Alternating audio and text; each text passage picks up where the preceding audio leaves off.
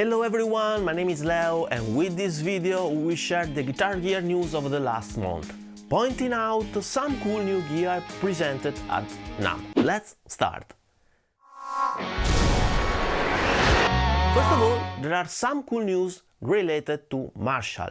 We have 5 new pedals that mimic the 1959, the JCM 900, the JCM 800, the DSL and the JVM, basically all the most famous amps in the history of Marshall. Each pedal features a classic Marshall aesthetic with a black and gold finish reflecting the brand's heritage. Furthermore, it is equipped with rotary controls that mirror those found on the corresponding amplifiers, including volume, gain, tone, with also additional controls depending on the pedal, like contour and sensitivity. Once again, different for each pedal model. These new Marshall signature pedals are designed with fully analog circuitry. This means they utilize traditional analog components to replicate the iconic tones of Marshall amplifiers. Additionally, these pedals feature true bypass, which allows for an unaltered signal path when the pedal is disengaged, further enhancing the analog circuitry integrity. They run at 9 volts and 20 milliamperes. The weight is around 740 grams, so they are not so light, even because they seem pretty robust.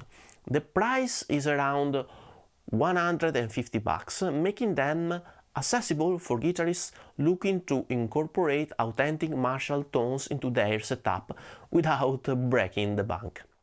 Another interesting news from Marshall is that we now have the 1959 modified and the JCM 800 modified. These amps are designed to be appealing to modern guitarists while retaining the classical tone characteristics that has made Marshall a legend in the world of amplifiers. The 1959 modified is a modern take on the iconic Super Lead model, known for its powerful sound and versatility. This modified version incorporates some enhancements aimed at improving usability without sacrificing tone. Actually, the original amp has one of my favorite architecture, as it is a not master volume amp, meaning that in order to go into distortion territories we have to crank both the preamp tubes and the power amp once. And in this way, in my opinion, we obtain the most reactive to our touch tone possible. This modified amp maintains its original 100 watt power rating, but it has now a master volume that basically allows us to achieve distortion at lower volume, allowing us to crank the preamp tube before the power amp once. The master volume is located pre-tone stack, before the EQ controls. Locating the master volume before or after the tone stack has pros and cons, but of course this would be a topic for another video. Other additional features are a bright and a clip switches that allows the amp to be driven into distortion at even lower settings of the master volume. The last addition is a clip mode switch that controls the type of clipping. When switched to the left position, the amp's overdrive is tighter and more compressed. When switched to the right position, the overdrive is more open and dynamic. Similarly to the 1959, the JCM 800 modified offers some more options compared to the original JCM.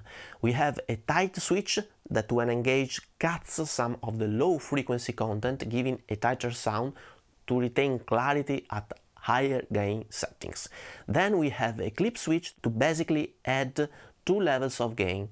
Lastly, there is a mid switch that, when engaged, adds fullness to the mid-range of the sound. Both these models come with a premium price tag, which might not fit every budget. In fact, the price is around $3,100, $3,200. So these are, of course, pretty cool amp, but I'm not quite sure that the price difference with the original 1959 and JCM is justified. A Plexi hand-wired is $1,868 bucks, where the modified is 3,100. Honestly, I'm not sure that this difference is justified. For instance, for the diode or bright switch you can achieve similar results with a booster or an overdrive pedal, and for the master volume, well, we can get a good reactive load that we can also use for other amps, ending up at a lower overall price. So these are nice amps, but way too overpriced compared to the original counterparts, in my opinion. Another cool product presented at NAMM is the King Tube Preamp. You know, I am a fan of the original amp, the King MK2, and I also love the Neural DSP plug-in counterpart. Here we have a preamp in a box similar to the Two Notes Revolt or the Victory V4 or the Friedman IRD. The King is a 2-channel pedal with 3 12A-X7 preamp tubes, actually one more compared to the IRD. The reason is that one tube is dedicated to the reverb and the tremolo system coming from the original amp, which is very cool. And the tremolo is also in stereo. It has IRs for direct out that we can load via USB-C. But one of the coolest things of this pedal is that it has inherited from the Synergy series a sort of 0-watt power amp section that of course is designed to give us the reactivity of the power amp together with the preamp. And this is another pretty cool feature of this pedal. In terms of controls, we have reverb and tremolo controls. Then, as the real amp, it has different EQ controls for the rhythm and lead channels, an overall volume, an attenuator knob, and finally a 3-way switch for each channel in order to select the IRs. In terms of I/O, it has a stereo in, a stereo effect loop, stereo balanced out, MIDI in, and USB-C connection in order to load and manage IRs. So, pretty rich set of connectivity actually. We don't know yet the release date and the price, but this pedal is really super attractive for me and I can't wait to try one out. Another cool news is that Valeton has released the GP-5. The GP-5 is an amp simulator and IR loader in a pedal format that can also load NAMM profiles. Now, I have just done a video about the Sonic Cake Pocket Master, which also allows us to load NAMM profiles. As you probably know, Hotone, Valeton and Matribox are kind of the same company, each of them dedicated respectively to high, mid and low size budget products. Therefore, it is to be expected that the GP-5 is kind of a better version of the Sonic Cake Pocket Master. There is a video in the channel that you can check out where I have compared the Pocket Master to NAMM profiles loaded in the NAMM player. And as expected, there are some conversions going on and some quality loss compared to the original NAMM profiles. I expect this quality loss also in the Valeton GP-5. Looking at the spec, it is specified that the USB audio interface is at 16 bits and 44.1 kHz, but there are no specs related to the internal signal chain. And I expect that the internal signal chain is at 44.1 like the Pocket Master. As you know, the NAMM profiles are at 48 and therefore we need to strip down the profiles in order the Valeton GP-5 to run them. And that's where we can have some quality loss and some pitch shifting problems as explained in my Pocket Master deep dive video. I hope that the DSP in the GP-5 is more powerful than the one in the Pocket Master, allowing us to be able to load more complex NAMM files than the ones in the Pocket Master, and allowing us also to have NAMM profiles and IR in the same chain, where in the Pocket Master, if you load a NAMM profile, you cannot use the IR block. Of course, the unit is pretty interesting at around 100 bucks, being small, having also USB-C connectivity, effects, amp, etc.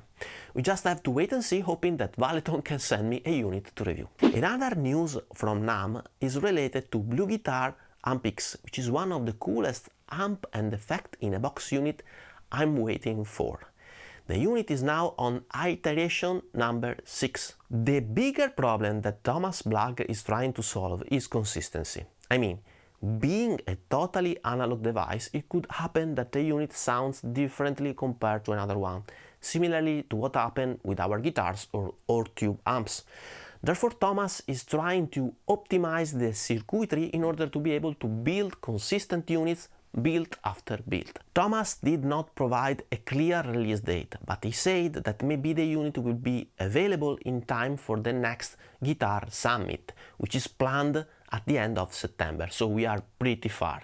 And Thomas, please take into consideration our community for a demo review of your unit, which, as I said, is very cool. So that's all for the today video. I hope you enjoyed, and if you did, please subscribe to my channel, ring the notification bell and leave a thumb up, as it would be of great help. If you're interested in my IRs or Kemper or Tonix profiles, you can check out the link in the card above or description below, where there is also a link to a playlist of songs of mine and to my new EP Art Love Freedom. Thank you so much for watching and see you soon. Bye bye.